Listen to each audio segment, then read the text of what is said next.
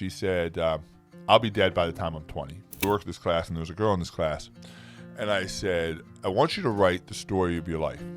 And so they all took out a sheet of paper and literally wrote down the story of their life. And this girl, she said, I'll be dead by the time I'm 20. She said, my two parents were both addicts. They both overdosed. It was the most heart-wrenching story that I'd ever heard in my entire life. I asked her, I said, is this a true story? And she said, it is true. I said, but does it have to become true? Does this have to be the story of your life? And she said, I don't know how it wouldn't be.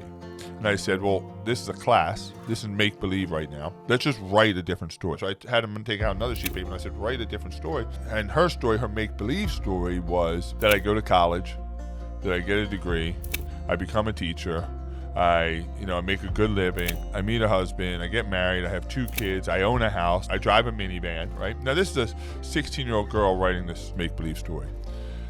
And so she held the 2 pieces of paper, and I said, you have choice. If you believe this story to be true, this will become your life.